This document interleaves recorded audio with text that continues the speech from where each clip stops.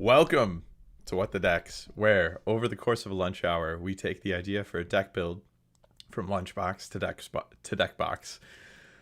I'm your host, Skylar, and today we're going to work through a deck in reverse. Instead of building a deck from the ground up, we're going to break one down. And my voice is a little harsh this week. I lost it at the con, working hard to get it back, drinking lots of like throat coat tea, tossing some honey in there, all that sort of thing.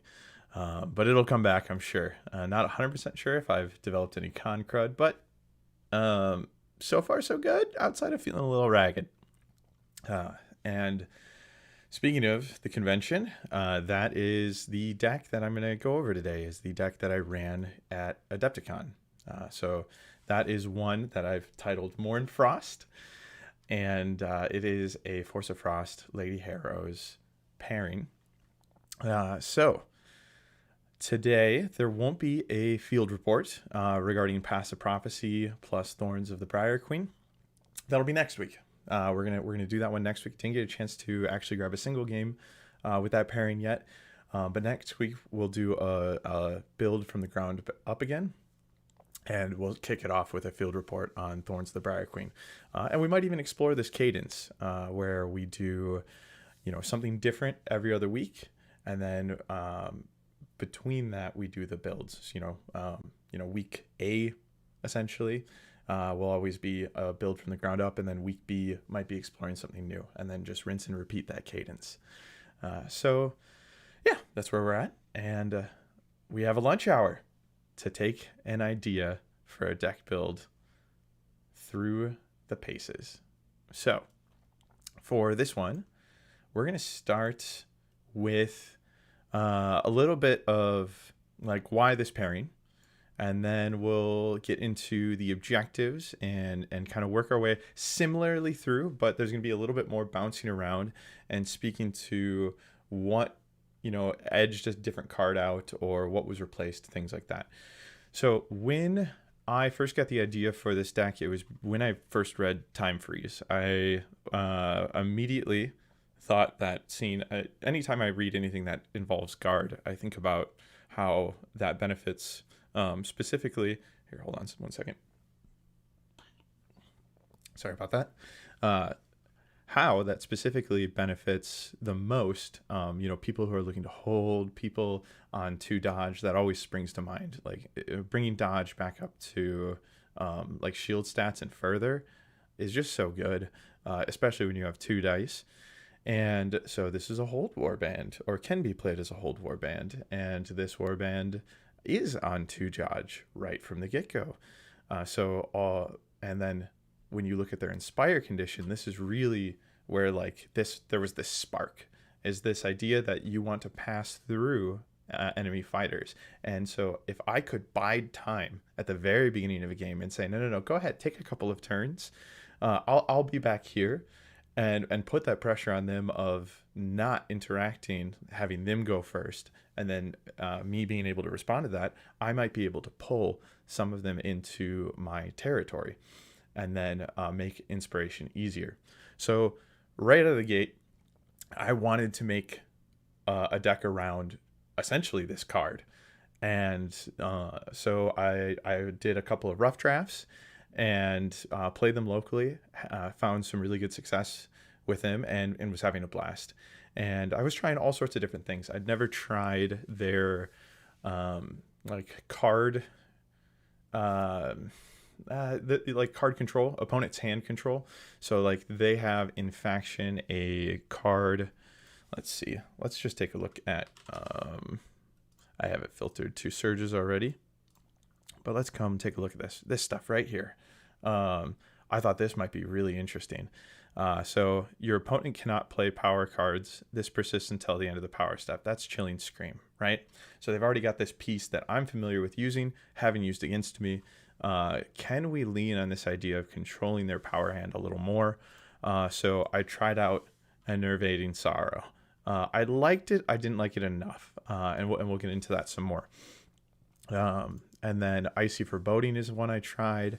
There's also Icy Glare in this deck, or something like that. It's an upgrade where if they have more power cards than I do, and they then end a movement. Here, let's just go look at it. Within 2 of my fighter. Yeah, right here. Reaction. After an enemy fighter's move action that ends within 2 hexes of this fighter, if that fighter's player has more power cards in their hand than you, that player discards 1 power card. So I grabbed all of these together at the beginning and was like, can we lean into this stuff? I ended up leaving both of these cards on the table because I just didn't think that they would be good fits, but I tried all of the gambits. So Icy Glare I didn't think was a good fit because people hesitate getting that close to you as it is. And if I'm sitting back biding my time, then I don't want to feel pressured to burn through any power cards.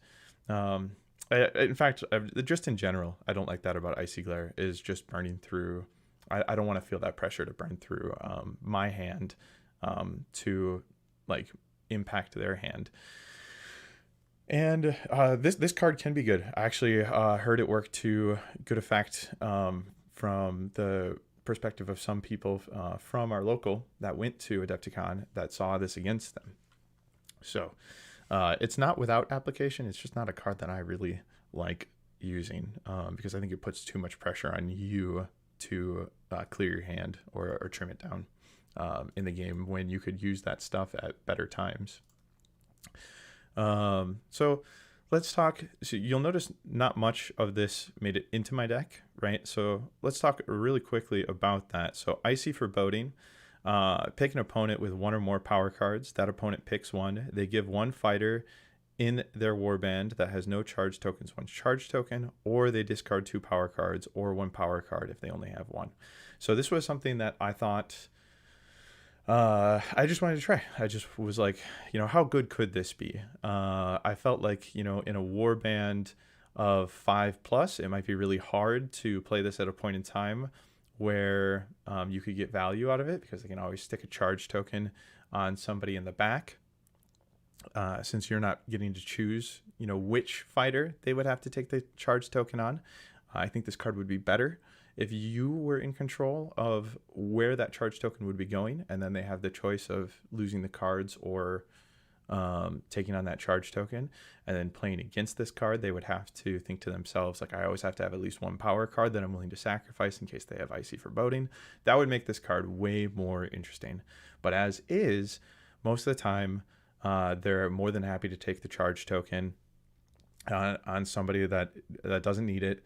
And frankly, if you're fighting somebody with 3 or 4 fighters, there's rarely a good time to put this down because you're essentially just helping them get to that charged out state. So that cut this card. It was fun to try, but I never felt the application of it in a game. So I learned all of what I'm saying, from trying it out. So that card got cut pretty early. And then Enervating Sorrow was actually one of my last cuts. Is that true? I think it was my exact last cut, like Friday night. I'm lying in bed with my phone, just looking over cards. Did I miss anything? I haven't actually had much time to practice lately. You might notice that there are 6 products coming out. 6 new decks in 3 products coming out this Sunday.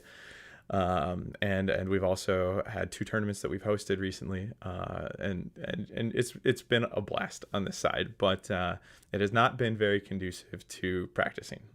Instead, we've spent a lot of time when I haven't been working on like what the heck's based content stuff and tournaments and stuff like that. We've been building our local and embracing the growth that we've had in our local, helping teach new players, work through games with new players. So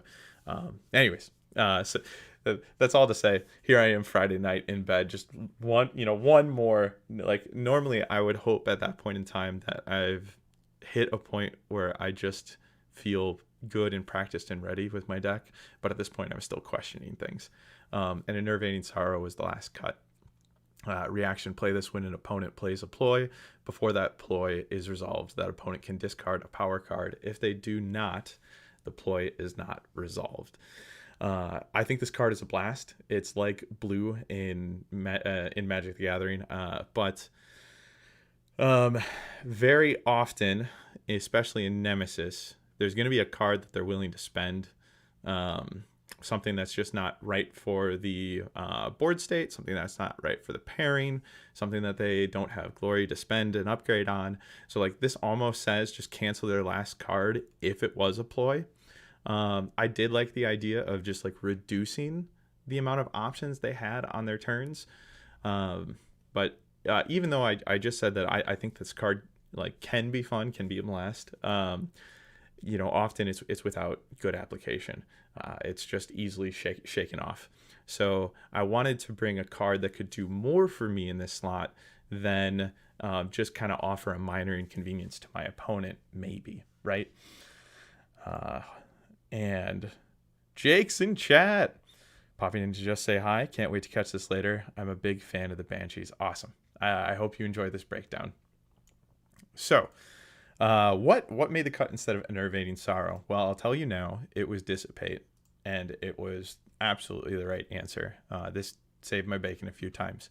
But before we get to that part, we've kind of talked about some of my initial approaches that I really wanted to build this around Time Freeze, and that I really wanted to try out Power Hand Control because there were so many options for that. So let's steer in, to the build shaping up. Let's start with the surges. And we're also going to talk about boards. I've actually prepared some board examples that we're going to go through as well to kind of speak to like how you iterate with a deck and how you think through what a deck can be doing for you. We'll be doing this very likely during the surge section because of Glacial Cool and Stranglehold. So when you're playing Mournflight, regardless of what the pairing is, you are very likely taking with you Fleeting Memories, Inescapable Hunger, and One Will. These cards are phenomenal, and they require very limited interaction, almost none. So, Fleeting Memories, score this immediately when a friendly fighter finishes a move action and entered 2 or more different hexes that contain an objective during that move action. So, we're going to go ahead and take a look at a board real quick. So right here, I have some boards set up. We're going to talk about the numbers and arrows and all of that. But for now, know that the white circles are objectives. All right. So let me zoom in a little bit on this. There we go. The blue dots or blue circles with a white dot in the middle, those are ghosts. Those are your placements. So if we're taking a look, let's go back at Fleeting Memories. We're looking to enter 2 or more different hexes that contain an objective. So to score this card, what you're thinking through is if you start a ghost here or here, they just have to take a move 1, 2, 3, 4. They've moved through. The only thing that can really hurt you if you're not thinking about it, and you'll learn this as you run into yourself blocking yourself, is let's say you've already moved let's say this fighter right here. You've moved this fighter away. Maybe you've put them on the 4. Well, you've got 2 ghosts that could meet this for you, but they got nowhere to land, right? So this ghost here could move on to the 3 and then but you're blocking it. Same from here. And you need to be able to end. You have 4 movement speed, by the way. You only get 5 when you're inspired. A lot of the time you're not inspired when you're scoring this. This is very often seed glory for you. And so you need to, when you're setting up your objectives, you need to think about how you can score Fleeting Memories because this is your easiest seed glory. So I've got 3 fighters here that can satisfy this for me. And then, based on what I draw, I can kind of think through how this is going to work out in the long run. So this fighter here, by the way, if this is like Lady Harrow, we can move here 1, 2, 3, 4. So that's another option for us for Fleeting Memories. So let's go back and we'll zoom out just once. Fleeting Memories. So Inescapable Hunger, this is the one that requires a teeny bit of interaction in the sense that you're landing in like a threat position. So score this immediately when a friendly fighter makes a move action through one or more blocked hexes and ends that move action adjacent to an enemy fighter. So here what you have to think about is, did I bring blocked hexes on my board, and did I set up in such a way where as enemies start to come in and interact with me, that I'm going to be able to pass through blocked hexes to make this work. We have a little bit of support in the deck for this in Falling Shards. So we can generate one to just help us meet this condition if we're not, primed to do it. Maybe we brought a board, we're in our third game and we didn't bring one of the like big blocked hex boards. There are 2 of those, by the way, that have 3 blocked hexes. We'll take a look at both of them. But this can help shore that up and maybe give you a more convenient or ideal option outside of something that you're having to like finagle based on where the board state has landed. And then one will is the other one. Your warband holds 1 or more even numbered objectives, and your warband holds 1 or more odd numbered objectives. Now this card says score this immediately. It doesn't look at activations. This can be at any point in time. I've drawn this in like as I'm refilling from the previous round, and I've had fighters already on an even and an odd at that time. This score is going into your first turn in that scenario, and you'll get a new surge because there's a reaction inspire surge step before that first activation. This card is crazy good. The only time this can impact you is when there's only 2 evens, and so if you by chance don't end up with an even on your side of the field, this card is one that will enter your mulligan considerations. If you lucked into evens on your side of the field, then this is another seed glory, right? And in my opinion, you always want to, like, if you're given the choice between boards and objectives, you're always going to pick objectives because you want to try to situate as many on your side as possible to make this work as well as possible for you. So hold on once more. Whew. All right. Maybe I do have some con crud that I'm dealing through.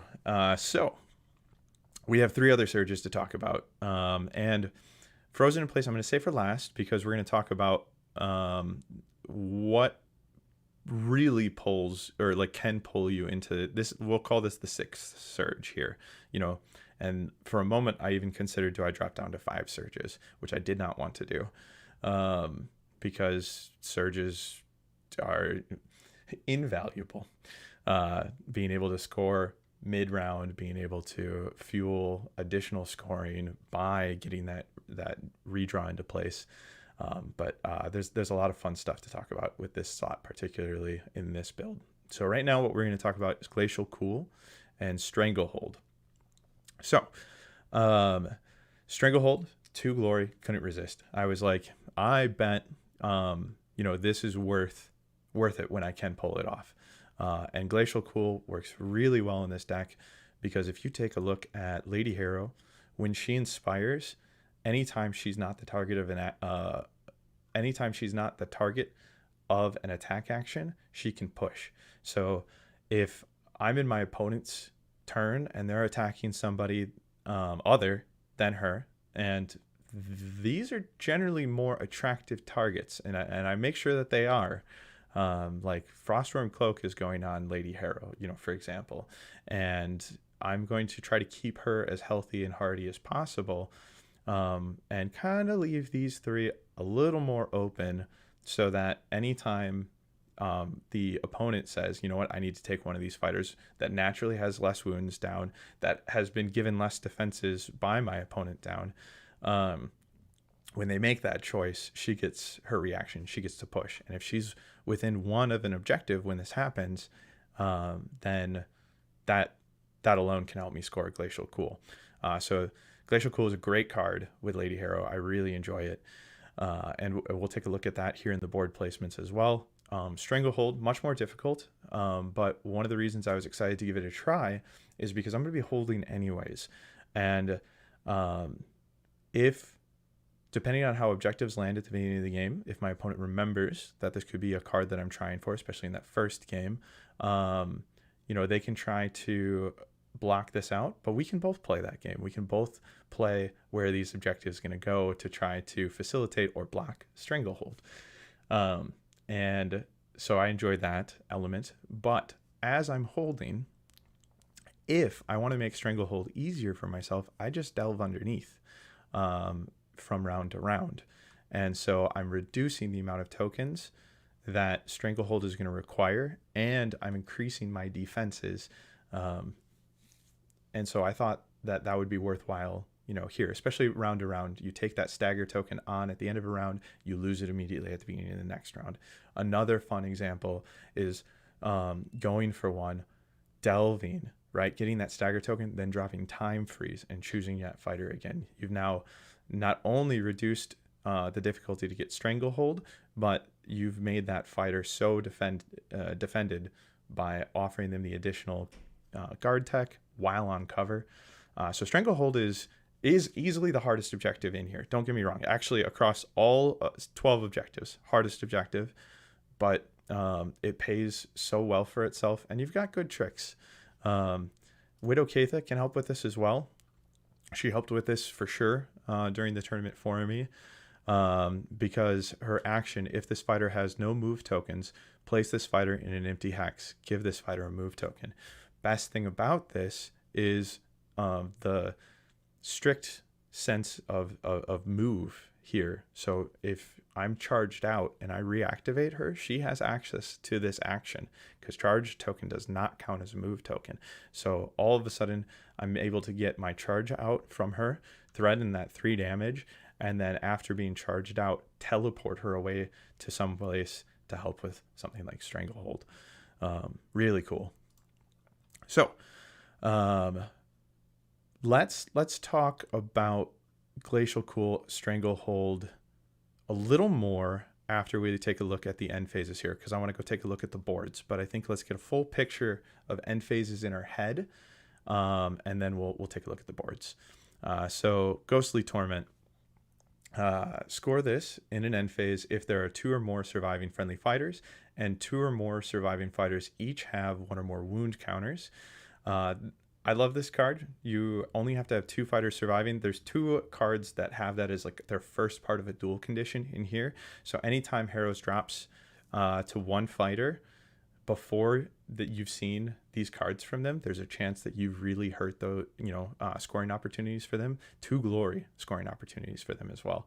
But what makes this so good is if I've got at least 2 on my side, the dual condition here, 2 or more surviving fighters each have 1 or more wound counters or tokens. That is not that's not just my side. Or that's not just your side. That's both. That's agnostic. I get to look around all the fighters that are on the board and see if we have this token wound token distribution. So generally just extremely reliable card. Nexus of Terror, hold more. If you hold more objectives than your opponent, you're scoring 2.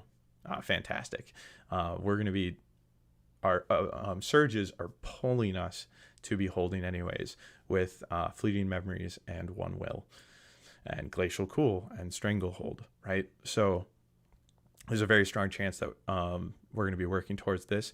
And if we just have Fleeting Memories, 1 Will, and this in hand, and we're able to hold 2 or 3 objectives, even if we're not interacting with our opponent, we've just scored 4 glory, right? So you kind of look at what you can passively accomplish too, and see, like, you start threatening, like, hey, you have to be the beatdown. You do have to come over to me and interact with me and help me with my Inspire condition, dear opponent. So Tide of Malice is the other one to Ghostly Torment here. Score this in an end phase if there are 2 or more surviving friendly fighters, and each surviving friendly fighter is inspired. So here, this is the harder of the 2, because your opponent can deny this. If you're ever up against Mournflight, it's best practice to try to keep 1 or 2 ghosts at all time with at 5 away from you.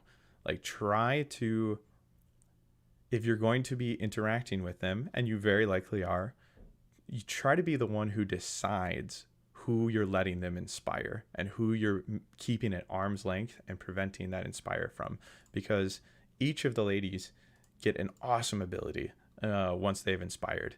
I think my least favorite, like from a utility standpoint, is the Anguished one, but it's still extremely menacing ability here. So I say that because, so this one, Piercing Chill Blade, what this says is that critical results, critical facings in a defense roll are blanks. They don't count as critical successes. They don't count as successes. Like crits are the worst thing that you can roll against an incoming attack from the Anguished one, which is really scary. But if you're only using the Anguished ones, range 1, 3 swords, 2 damage attack, then you're probably often looking for a little more damage, and you're going to get that in each of your other fighters. That's why this ability ends up landing low on the totem pole for me. Because over here, I'd like to be able to throw 4 dice at you, because I think that there's a pretty strong chance that I'm going to get a crit in there, and we're going to flex this up to 3 damage. I'm going to try to give Widow Keitha an extra dice, maybe even a reroll, because she's at base 3 damage. And, her ability to teleport away to any hex, as long as it's empty, is like invaluable. It's amazing. She's often the first one I find that is targeted and taken out for 2 reasons, 3 reasons I'd even say: the low health, the high damage, the threat of like having to deal with this teleport later. And then Lady Harrow, we've already covered her push, but not only does she get that, she gets cleave. So like amazingly scary abilities. And if you're up against Lady Harrows, keep in mind which ones you want to see inspired, because they don't inspire without your help. So you want to stay about 5 hexes away. And the reason for that is because they're on 4, right? So if they charge you, then they aren't passing through you. And if they have their push, so there's 2 distractions that they could have in their deck. When I say distraction, I mean a card that allows them to push an enemy. One of them is just push you anywhere they'd like for 1, right? And there's no distance limitations. Well, if you're 5 away and they push you 1 closer, they still can't fly through you. They can fly into you, but they can't stop there. So they're actually stuck at a charge of 3 unless they get some more card assistance to help them into that scenario. And the same is true. So then the only risk that you have is, are they going to use their push of 2? They have a push of 2 that has to pull you closer to them. And that's just kind of a risk that you have to take. And you kind of have to think like, okay, like at least I'm pulling that card out and I'm pulling that ghost as far away from where they want to be as possible. And I'm going to try to use that to my advantage as well. Just mind your footing when you're playing against Harrows, because you want to control that inspire as best you can. Okay. So, inspiration was talk was coming from Tide of Malice here. So if I can get all 4 of my ghosts inspired throughout the game, or at least the ones that are surviving the attacks, right? Like very often I'm scoring this on 2 or 3 surviving fighters, but each of them are inspired. This is generally a round 2, round 3 card, almost never a round 1 card. Chill the Grave. This card is just extremely strong. Score this in an end phase if 2 or more enemy fighters are out of action. In this build, it seems a little out of place because of the fact that I don't have anything else pulling me towards aggro. But the fact that it's a cumulative and not asked of me in a single round is what makes this a really good pick. And you do have good damage output. You are hoping that they're going to come interact with you. And if they do, this rewards you furtherly for addressing them coming into your territory. Winter's Hunger. Score this in an end phase if 1 or more friendly fighters each have 3 or more ice counters. So this, again, adds to our passive output. And just really flows well with the amount of like ice counters we're going to be able to create. We've got 2 gambits that are able to help us with that, and we have blizzard darts and Frostworm Cloak, and technically even Armor of Ice that can assist with this. Although I've never been in a position where I've had to use Armor of Ice to help with this, because if Armor of Ice is getting me the first one, how am I getting the rest? So very often it's not like something I have to rely on. But there is a route for it. Like you could use Armor of Ice to get the first one, Falling Shards and Time Freeze to get 2 and 3 if you're really in a pinch. And lastly, Dominion of Death. This card is bread and butter for them.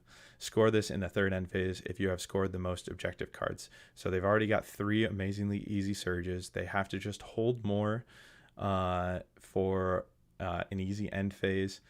And so we're already kind of, it feels almost like we have 4 objectives out the gate that are going to be pretty easy in most matchups. And then it's just keeping ahead of them. And if you go first in the third, you get to score first. So anything that they're about to score doesn't count against this count.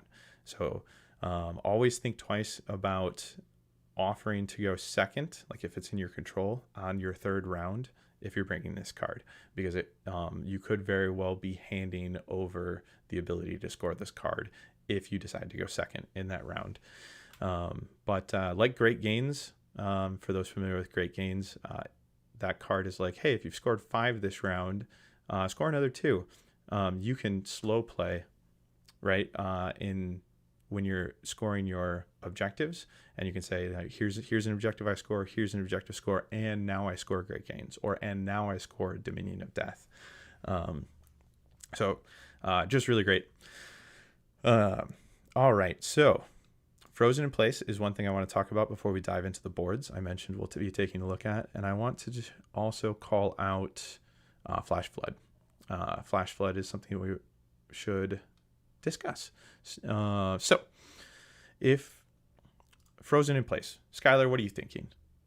Like, nobody runs this card. This card is not good. Why is this here? Well, for 2 reasons. One, there were only 4 surges left that could occupy this slot. That's actually why I was filtered into surges when we first started today. So if we take a look at what surges are available to us, Cold Snap, I don't have any spells, so Cold Snap can't come along for the ride. I'm not using the Wizard Stick, and I'm not tacking into any sort of spells whatsoever. Only having the Wizarding Staff as my route to wizardry, to spell access, is just a recipe for disaster if I'm drawing, all of those spells early and the Wizarding Staff's at the bottom of my deck, right?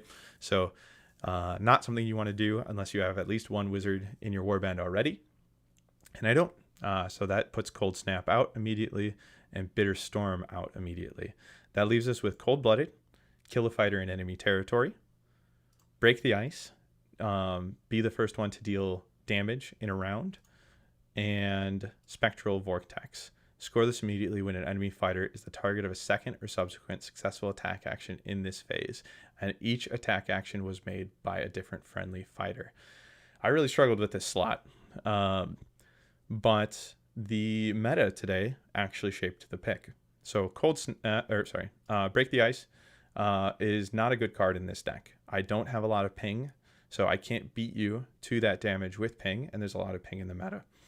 If I draw this card mid-round and damage has already been dealt, it's dead until the next round.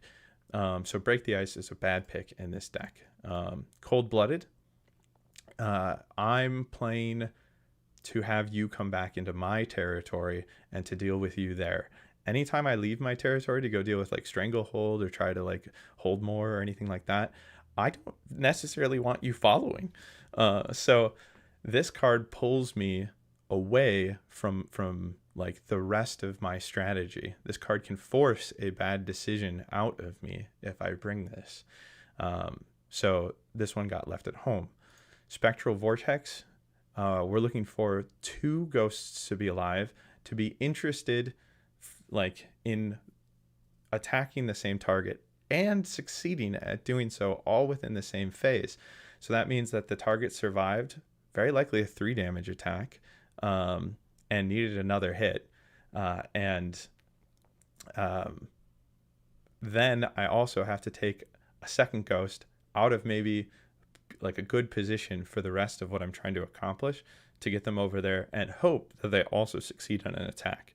So I thought this was just way too risky and again pulling me away from good decisions. So then we have Frozen in Place. Score this immediately after an activation if one or more enemy fighters each have one or more guard tokens. So there are meta reasons that I settled on this instead of like cutting down to 5 surges or just saying, you know what, Spectral Vortex is the best of bad decisions here, because this is almost the best of bad decisions here. But Frozen in Place scores automatically against an Ephelem player who has at least 3 changers at the beginning of each round. And I hoped that I would get to fight an Ephelem at Adepticon. Funny enough, there were 3 there. They all make top 8. I didn't get to see any of them. I was so sad. I really wanted to see one of their faces just go absolute Pikachu mode when they were like, all right, I'm going to put a guard token on this fighter. And I was like, and Frozen in Place scores. Just, oh, say what now? But it wasn't just for Ephelem. Ephelem alone wouldn't fully convince me to bring this card. Very close, because I do really enjoy counter meta tech. But this also scores well and puts pressure on people who bring Fearsome Fortress, which is a deck that I just think about all the time. So I just keep expecting to see it more than I unfortunately get to. There's also tech in Breakneck Slaughter to give a guard token on demand to try to save your fighter. And there's also, what was the other deck? There's Breakneck Slaughter, Fearsome Fortress. I'll get back to it. There was one other instance where I felt like there was some guard token pressure. And so if I'm making you reconsider guard tokens because you've seen this card come out. Oh, Headsman's Curse. That was it. Job satisfaction, where after they make a successful attack, or any attack, doesn't even need to be successful, they can toss a guard token into play. And I thought we would see a number of Headsman's Curse at this event. And we did. There were 4 of them at this event. So for those 4 reasons, I decided to bring Frozen in Place. And I really enjoyed it. So when I set out to make this deck, it was meant to be like to control my opponent's scoring and to force them into my territory, right? So I don't actually mind having a bum surge in my deck or a bum objective in general if it means that I'm not making bad decisions and I'm continuing to put pressure on my opponent's scoring. Like, as long as I continue to pressure their scoring opportunities, then it's okay if I have a card in my deck that won't score against them. I just need to outnumber the amount of cards that they're scoring and, you know, win the match by 1 point, maybe even no points a difference at all, and on tiebreakers. So this was a really fun one. I did get to score it a couple of times. I did score it against Headsman's Curse. I scored it against Breakneck Arenae. And kind of like the final thought process on this card too is, let's say I'm playing against somebody who would normally be comfortable putting guard tokens out, and it's not for all the other reasons I've described, but they want to, and they see me score this card. To make them nervous about putting guard tokens out for the rest of our match might increase my chances of landing my Fury attacks during that game, and that also helps. So ultimately, I ended up really liking this pick, and I dig that it's called Frozen in Place because it fits so well into the idea of Mournfrost. All right, so now that we've tried to kind of give a good deep dive into why these objectives are all here and how they're working together, let's take a look at how they work on a board. So there were 2 boards that I brought with me, and I had additional boards for like a 3rd match. But with Harrows, I actually found it really easy to board plan because there was a board for if my opponent chose objectives. So they want me to situate the battlefield, And then if they said that they wanted to situate the battlefield. So I had one board for both of those, and then I had a couple options in tow for, that third match. But so here is, and actually let's see if we can't figure out the name of this board real quick. Let's see, this board is called the Shattered Tower. So the Shattered Tower is a blast with them. So if your opponent says that they'd like you to situate the battlefield, that they want the 3 objectives, this is the board to throw at them when you're playing this deck. And you're going to do a max offset. Regardless of what board they hand you, you want to create this blockade, essentially. You're creating this bottleneck, and then right here, we can actually falling shards something into place and create a 4 blocked region. Don't forget about plunder, by the way. You can do some really interesting things with plunder. There was one game where I plundered one in here and then frozen shards one here, and all of a sudden it had this 5 block off. So the reason you're doing this is to create a funnel and to give your ghosts like the safest setups and like early scoring as possible. So what we've got going on here. So with the numbers, what I've done is I've said, okay, so they've given us boards and we've done this max offset. So the numbers I put in place are your placement priorities. So they're going to get to place their objective first, and that's going to totally shape your decisions. But if you get like ideal situation, what you want to do is you want to put that first objective right here. And the reason for that is by putting it here, you block an immense portion of their board off from being able to receive. So within 2, right? You block an immense part of their board off. And I'm using this board as an example, but this applies to most boards. If you can go here, then you strongly limit their ability to fit additional objectives into, or like away from you, right? And you might end up forcing a 3rd objective into your territory. Because right now, the only legal spot that they have on their board, like far away from you, is here and here. So again, if you're given ideal placements, then your second one is going to go right about here. And this is to help with Glacial Cool and to help with Stranglehold. So Stranglehold, oh, I should have made like a yellow section for Stranglehold. Okay, so here's our no one's territory. And then here's 1 within no one's territory.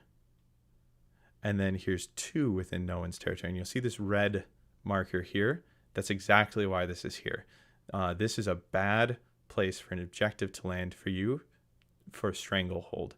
It's not the worst thing in the world, but it is something that you're going to have to like keep in mind and count into a Stranglehold decision. Same with here, but this is an edge hex, so one's not happening there. And then up here, so this line here is the end of Stranglehold, and I've marked these as red. Not this one, just because it's a starting hex in this example, and that blocks itself, from being able to mess with you. It's also an edge hex.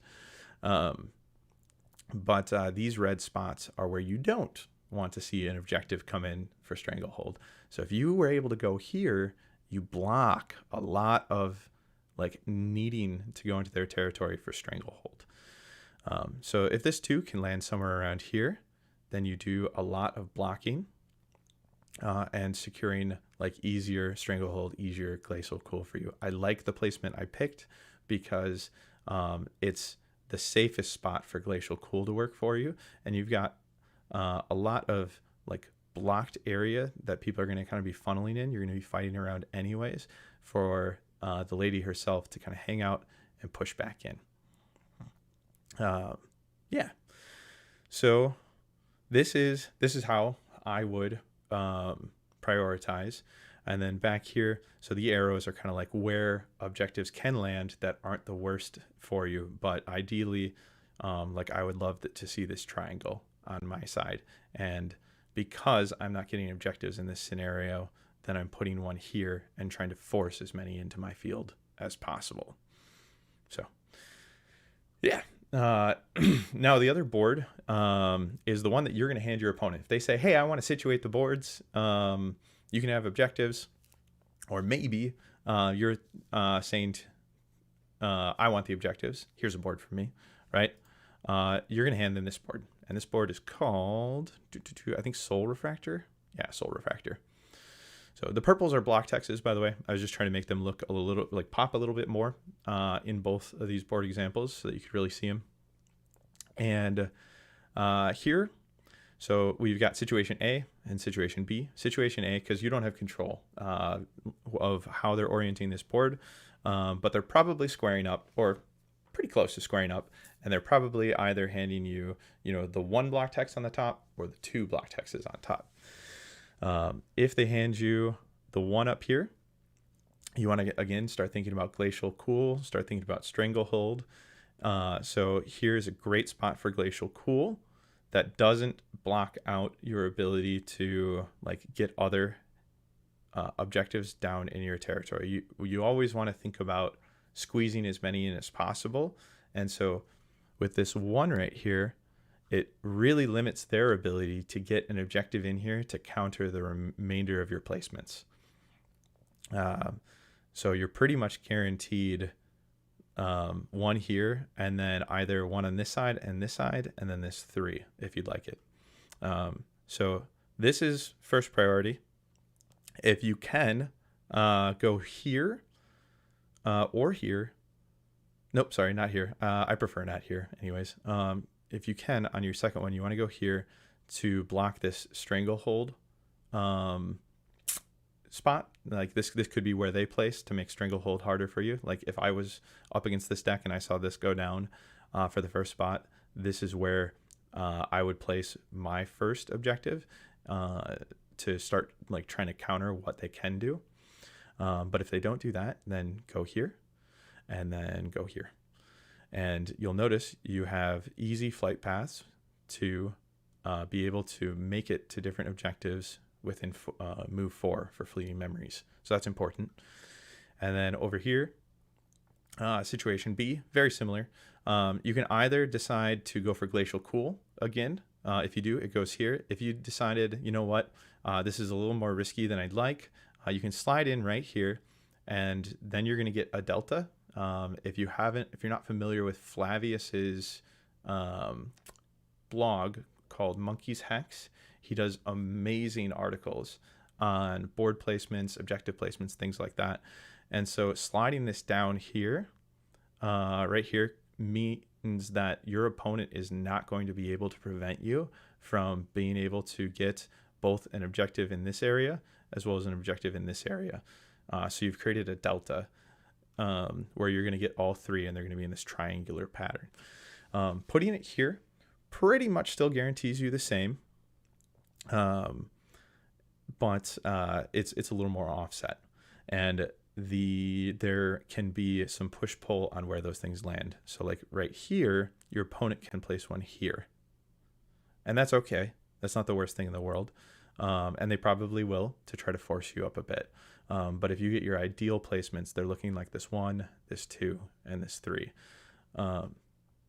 Now, one thing I wanted to talk about that I failed to before we got into boards was Flash Flood and how good this card is for this deck. So choose a fighter adjacent to one or more block hexes. You'll notice how many block hexes we're hanging out around with starting hexes. Like our placements are happening next to block hexes. Push the chosen fighter 1 hex. Now, originally this card did not make it into my deck. And the reason this card didn't make it into my deck is because sometimes I get an idea of what a card is in my head, and I believe that it is how that card works until I reread it and have a little bit of a eureka moment, like, oh, wait a minute, there's nuance here I missed. In my head, this card said choose an enemy fighter adjacent to one or more blocked hexes. Push the chosen fighter 1 hex. Then you can flip any number of blocked hex tokens, right? And I already have 2 cards in my deck that push enemy fighters. And although I wouldn't mind a third, I was exploring other things that could help with the deck, especially since I thought that I would be limited on only pushing enemy fighters and only doing so when they were next to block taxes. As soon as I realized this was agnostic and I could push my own fighters, it made it straight back, or like straight into the deck, and became a key part of like why this pairing works as well as it does. Because in each of these board layouts, I can push a fighter next to an objective and on a block text, or like next to a block text onto an objective, for free. And it can help me score 1 will, like, being on an even and an odd in a single activation, because in the power step, I'm able to like line it up or follow up an activation and just score 1 will, because 1 will doesn't care when it occurs. But yeah, in this case, it's just like a 1 will scoring engine is essentially what it ends up being. And there's just so much application with being able to sidestep at any point in time, and potentially still have the flexibility of being a distraction if that's what you need from it. Like here, for example, I had enemies that would come onto this and try to like camp it from me, especially if it was like the only even in the area. Well, I don't need to use one of my 2 distractions that I haven't drawn. I have Flash Flood in hand. I would prefer to save Flash Flood for maybe a little bit more versatility if we're continuing to hang out in here and I had one of the distractions in hand, but it increases my chances of having the card I need, or a card serving that purpose in hand. And so I'd be able to just say, oh, hey, that objective you're hanging out on? It's next to a block text. Goodbye. So, okay. Flash Flood. Really, really great in this deck. So we've talked about time freeze being really great. One thing I'd like to talk about with this card as well, you want to be playing it in your first, your second, or your fourth. If you play it in your third, there's consequences, but not terrible consequences. So if you play this after your first and second turns, what you're doing is you're just delaying 2 turns later. Either your second and third will happen together. This is great at the beginning of the game. I'd love to take a first activation, pull a fighter back to maybe a safer spot, and then say time freeze. Go ahead, take 2 turns, please. And then I'll take 2 reactive turns. I might even try to push that a little further and hold on to it for the second turn, because now I'm saying, go ahead, especially if I'm second player in this round, go ahead and take your final 2 turns before I get a chance to take my final 2 turns. So this can be really great in both those instances, but those are the instances most people are familiar with. In your fourth power step, if you play this card, you're getting 2 ice counters, possibly to help you with Winter's Hunger. You're also getting 2 guard tokens, and if you're going first, right, there's still a 4th activation that needs to happen for your opponent. You know what? Why not just drop 2 guard tokens out on your 2 dodge fighters, probably on objectives that you don't want moved, or maybe you just want them to survive.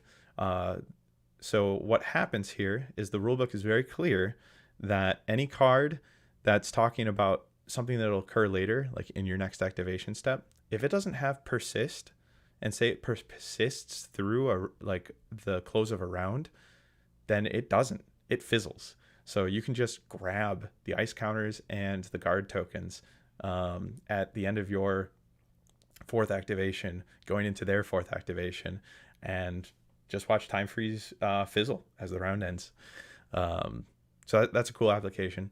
Of the same mind, if you want to play this on your 3rd turn, the only reason you would do that is if you're planning on your 4th turn being a turn where you go on guard anyways.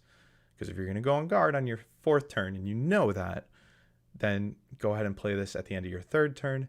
Get 2 guards at this time instead of just the 1 that would be occurring a little bit later, and then pass your 4th turn. So that's what you're looking at with this card. Falling Shards is just great. Like if you're not against flyers, you can really mess with ranged attacks. You can block people out. I was up against flyers so much at Adepticon. I was like, really? Four out of my 5 matches at Adepticon, there were flyers that could just handle all of the blocked shenanigans I was throwing around. So that was funny. It's just the way the the pairings ended up working out. Soaring Spite here. Double the move characteristic of the first friendly fighter to make a move action, not as part of a charge action in the next activation. This is in here for a number of reasons. This can help you if you don't have like the ability to do that teleport with your Widow Keitha. This might help you go grab that like really far away strangle token. This might help you get that last fighter that you haven't been able to inspire for Tide of Malice. And like that's crazy far. You're either moving 8 or 10 if they're inspired. So this is ultimately just to make sure that there's never an objective out of reach for you, and you can always kind of like get away as well. Like there was a matchup where I just needed to run my last fighter absolutely as far away as possible, for 2 reasons. One, I needed they could have died from the last attack, but I was also up against Tooth and Claw, and I was like, I need to get over. I haven't seen Hurricane Force yet. I need to make sure I've got another fighter still over there. So I ran all the way to the back of their lines onto an objective that was hanging out back there, and I was like, I'm gonna sit here for tiebreakers, and I'm hopefully gonna cancel Hurricane Force, and I don't think you're gonna be able to make it to me since you're already charged. So this can work. It can do work. Shared Agony. Choose a friendly fighter with 1 or more wound tokens and an enemy fighter adjacent to them. Heal 1 the friendly fighter. The enemy fighter is dealt 1 damage. This card is just bonkers good. Like it's so good to be able to come in with like a 3 damage attack if you have somebody who's already suffered some damage. Come in with the 3 damage attack and essentially make it a 4 damage attack. But the swing feels so good to be able to be like, I've healed 1 from me. I'm now making it much harder for you to kill me, and I'm handing you 1. And if you've got 2 wounds on somebody and they're the only one that's wounded, you're about to go into scoring. Maybe this is what you need to help you with Ghostly Torment. So yeah, Shared Agony. I don't think I'd ever play the Ghosts without it. Frightful Aspect, another one. Push an enemy fighter up to 1 hex. This is always good because there's no range limitations. Even if there was range limitations, like within 3, like I'd still be taking that card. But this pretty much says like, hey, you away from me, trying to prevent me from scoring, hold more. Yeah, stop that. I now hold more. Echoing Spite. Play this after a friendly fighter's range 1 attack action that fails. That fighter makes that attack action again.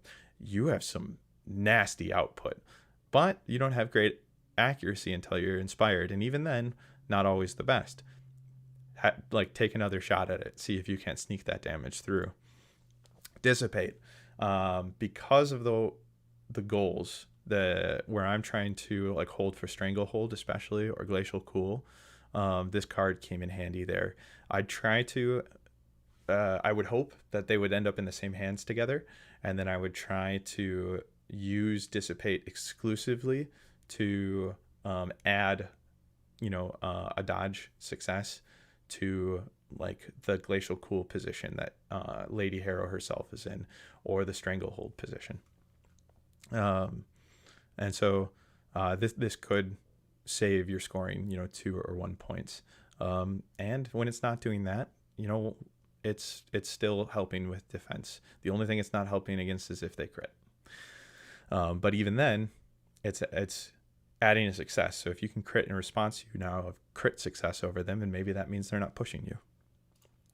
Chilling Scream, we've talked about this. This is the push 2 towards you. Amazing. No question. Oh wait, nope, sorry. That's Call of the Grave.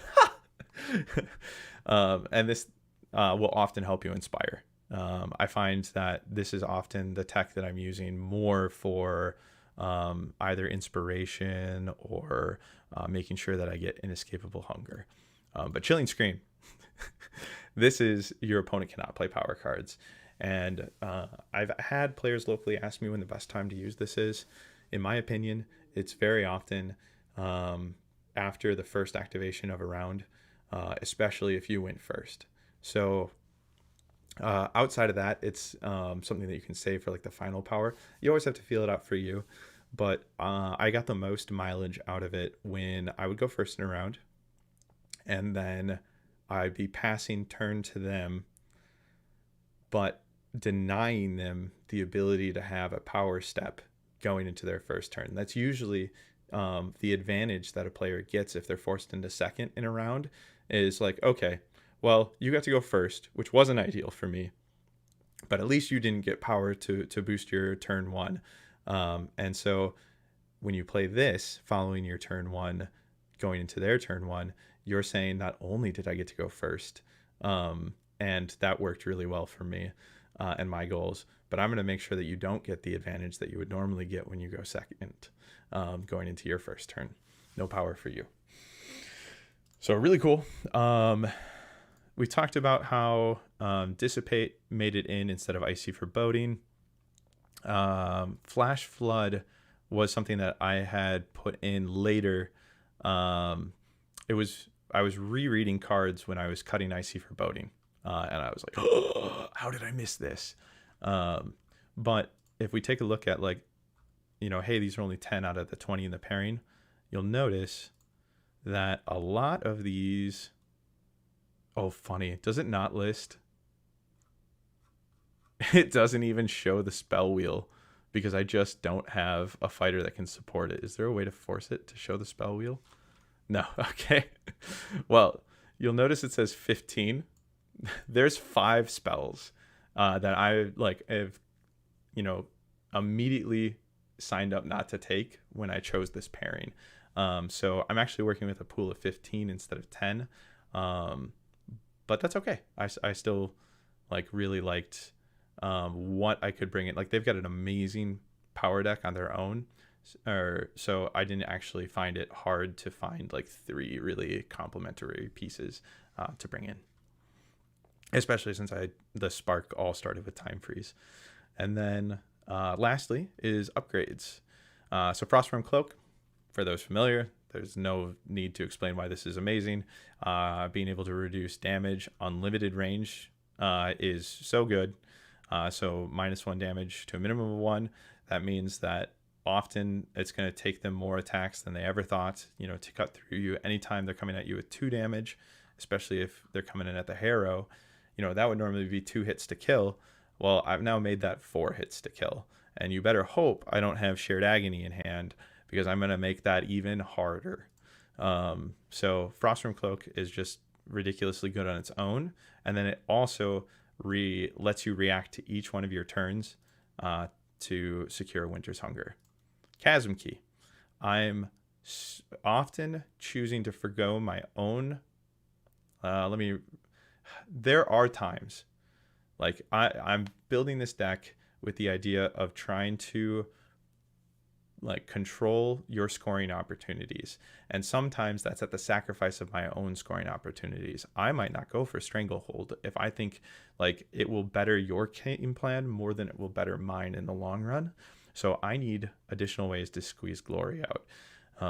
And although there are other great upgrades that I could have explored for them, I knew immediately I wanted Chasm Key in here to help me with that one last point at the end of the game.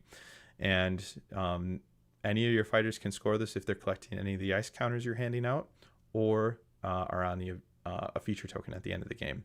Even one you flipped to dodge, or flipped, to cover, to bolster your dodge defenses previously. Or maybe even one you've plundered in. I scored this in one game where I killed somebody with Lady Harrow when she was inspired, and then plundered something in, plundered it in as cover, and then I was attacked elsewhere and was able to just use her free push, to get in and on that feature token.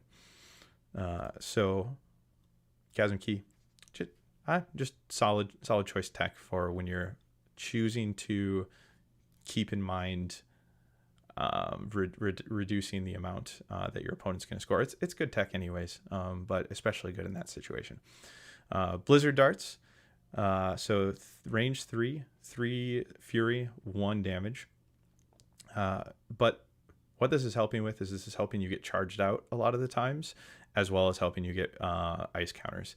So anytime somebody was a little bit more away from the fight, I've got crazy movement speed, so very often I'm able to get back in the fight, but maybe I'm not able to get that fighter somewhere I need them to be, like on an objective for Stranglehold or for Nexus of Terror, right?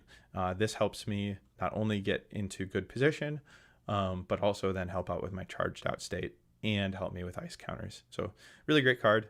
Also helps when you lose ghosts. If you draw this, as you've lost fighters and you need to like get some extra mileage out of those fighters from a charged out position, without having to move them, this helps as well. Armor of Ice. This is mainly in here for the Void Curse Thralls pairing. So if somebody were to Void Curse one of my when I say pairing, I mean like in my opponent's hands in this case.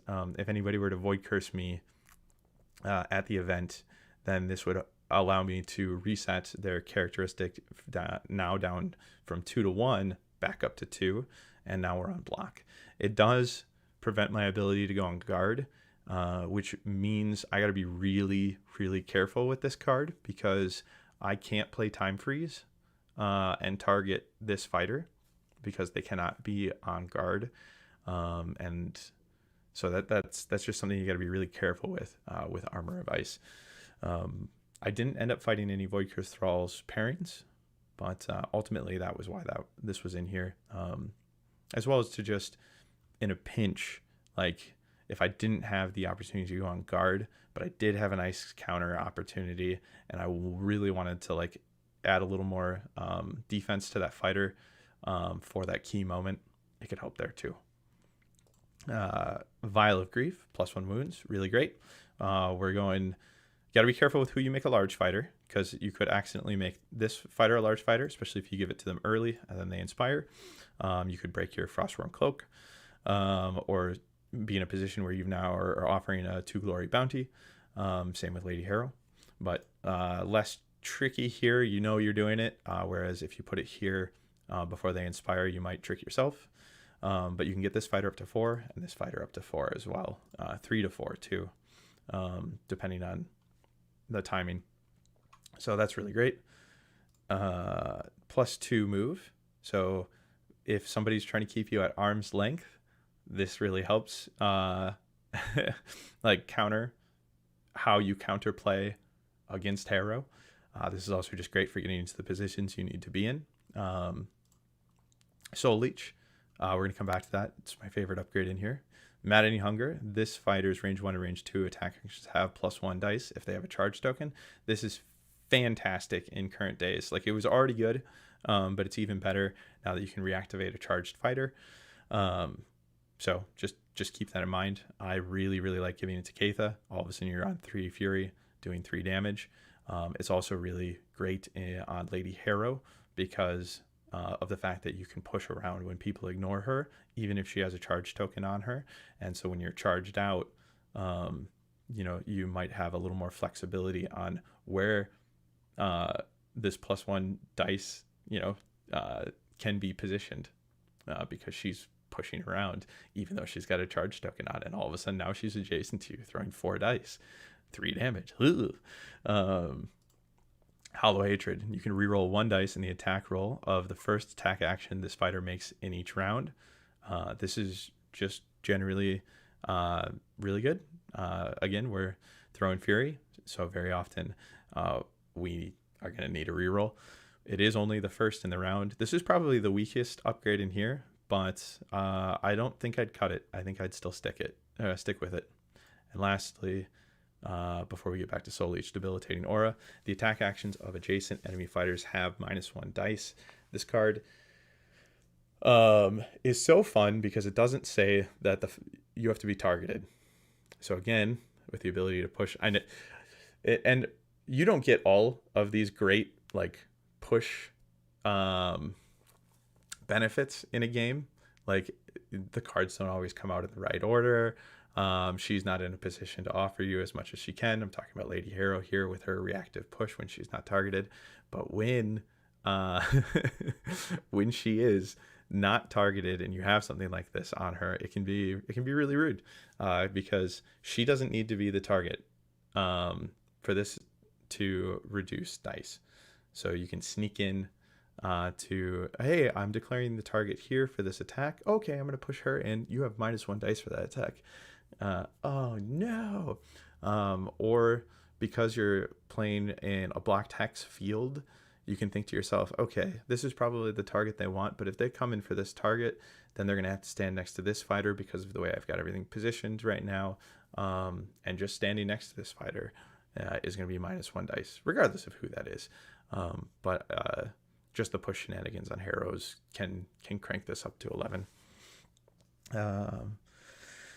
And lastly, Soul Leech. Reaction. After this fighter makes a move action, roll an attack dice. On a roll of hammer or crit, the first enemy fighter they moved through that move action is dealt 1 damage. So you have, move 4 or 5, and you need to pass through people to inspire anyways. So you might be passing through somebody for that purpose. Might as well deal damage to them on your way. Maybe that helps you out with Ghostly Torment. But this can often be how you take people down. So if I'm charging a fighter into a situation where I'm going to be adjacent to 2 enemy fighters, and I can pass through one of them that's vulnerable from earlier damage I've been dealing to them, then I can charge into that position where I'm adjacent to both of them through the vulnerable one, try for a 50-50. If I get the kill, awesome. I'm now attacking another target and possibly getting a double kill out of that activation. And if I miss, that's fine. I'm now going to take a shot on the one that's vulnerable that I missed, especially if they're like a key fighter that I need to take down, and get, essentially 2 chances at dicing that fighter down. One on the 50-50 with no defense roll, and then one on your attack. And so this works really well, with if the person is on block and you're using her cleave, you run through them, you miss the 50-50. It's like, oh, okay, well, I've still got really good odds. I'll turn around and attack. Or here where you can throw 4 dice and hope for a crit out of those 4. So, but really any of the fighters can do it. What I just described. It's just these 2 are often best set up to get a lot of mileage out of that. So that's the build.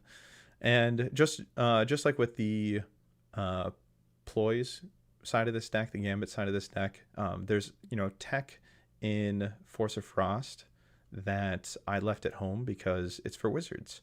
And I'm not, right? I'm not running Tome of Shattering, Iceburn Blade, Cool and Calm. So those are completely out of the pool right at the beginning for me. And ultimately, I think that builds like that are really fun, where you grab a pairing and you say, hey, right out of the gate, these things aren't available to me, but I still think there's something here with what I do have access to. I think that's a lot of fun.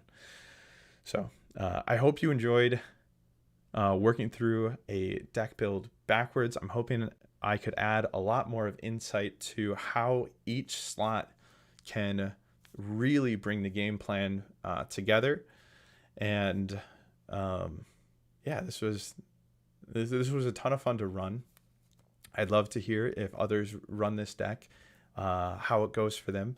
I know that Masked Flight right now, Malevolent Masks plus Mournflight, is more popular and has some crazy passive scoring. Like, the deck is undisputably strong, but I like that this. I like this one too. I wouldn't tell you that this is an easier deck, and I wouldn't tell you that this is a more reliable deck. I think that this deck has a higher skill ceiling than Malevolent Masks does. This one focuses a lot on making good decisions while you're pulling them into your territory and trying to control their scoring opportunities. I really wanted a control feel here with the way I played this deck. Whereas with Malevolent Masks, you could just do some bonkers stuff and score surges for existing So that deck is worth checking out. But if you give this one a run, let me know what you think, and let me know what you thought in the comments down below of working backwards through a deck. This is something I'd like to do more often. It's definitely going to be something I'd like to slot into that episode B cadence. Again, A is always going to be here's a fresh build that we do together, but I like the idea of having the A-B cadence, especially for being able to offer a field report and being able to offer iteration. So that gives me 2 weeks to be able to play with the deck that we built together, as well as not limit me to having weekly homework, right? If we always do fresh builds and a field report the next week, then I've signed myself up for homework every week, and it puts me in a position where I get to play things outside of the What the Decks builds a little less. So we'll be exploring the A-B cadence going forward, and the B slot will be something that we experiment with and try things out with. So, all right, next week we do have a pairing selected already by a listener or viewer. That viewer is Jacob Wellner. He is one of my locals who went to Adepticon. Mad Scientist brought Exiled Dead with Fearsome Fortress and made the top 8. He's been playing the game for no more than 6 months. And he wrote in first asking me to make a Hexbane's plus Force of Frost deck, and I responded to him and asked him, why do you hate me? And we laughed. And he said he could have made it worse. He could have asked me to make Thundrix Profiteers with Void Curse Thralls. But recently, after last week's episode, he reached out and said, you know what? I do have a serious thing I'd like to see you do. I'd like to see you build with Rime-Locked relics, however you'd like to build them. But if I had my choice, it would be Skaith's Wild Hunt. So hearing a request to build one of my favorite warbands of all time next week, that's what we'll be doing. We'll be building Rime-Locked with Skaith's Wild Hunt, and I am pumped for that. So if you would like me to build one of your pairings, please get a hold of me. You can pick either side of the pairing or both sides of the pairing, whatever you'd like to see built on this channel. Comment below, let me know, or reach me on Discord. In the meantime, I'm going to be playing Thorns of the Briar Queen with Passive Prophecy, which we called, what did we call it? Prophecy of Thorns. So that's what I'll be trying in the meantime. And for today, I've been Skylar. This has been What the Decks. Thank you for watching. I hope to see you next week. You can see this deck build and more at the Battle Mallets Nemesis Library. And in this case, when I say more, I mean all top 8 decks from Adepticon 2024 are listed on their website. You can best reach me in the comments below, as stated, or on the Mortal Realms Discord. There is a link to the Mortal Realms Discord on our website, themortalrealms.com. You can check out all the Mortal Realms Network has to offer there, including a link, as said, to our Discord. Once again, thank you for watching. Hope to see you next week. I'm going to try something from one of my favorite content creators, Jeremy Johns. I've been Skylar, and this has been What the Decks.